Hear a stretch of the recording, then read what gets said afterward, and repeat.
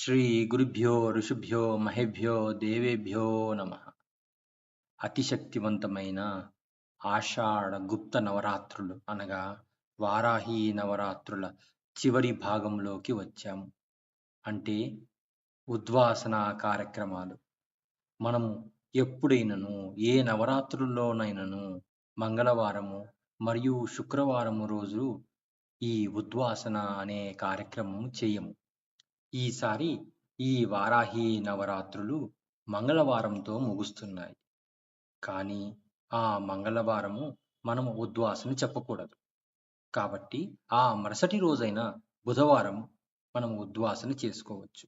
అలా ఉద్వాసన చేస్తున్నప్పుడు మనము చెప్పుకోవలసిన ఒక మహాశక్తివంతమైన మంత్రం ఉన్నది. ఈ శక్తివంతమైన ఉద్వాసన మంత్రము దూర్వా సూక్తంలో నుంచి సేకరించబడినది. సహస్ర పరమాదేవి శతమూలా శతాంకురా సర్వగం హరతు మే పాపం దూర్వా దుస్వప్ననాశిని.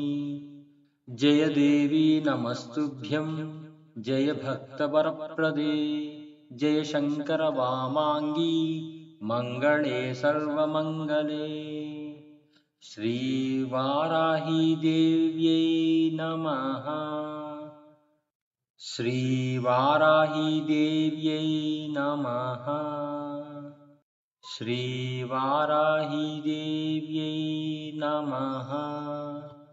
ఇలా ఈ శక్తివంతమైన ఉద్వాసన మంత్రం చెప్పుకున్న తరువాత మీరు ఇన్ని రోజులు ఈ నవరాత్రులు పూజ చేసిన ఆ వారాహి స్వరూపాన్ని ఇప్పుడు కదపండి. అలా కదుపుతూ ఇంకొక మాట కూడా చెప్పాలి.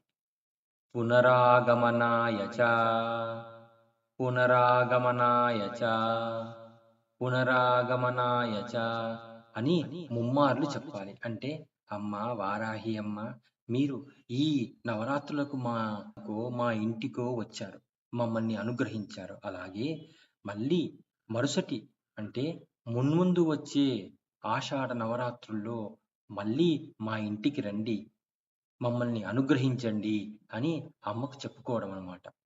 జై వారాహి. జై గురుదేవ్.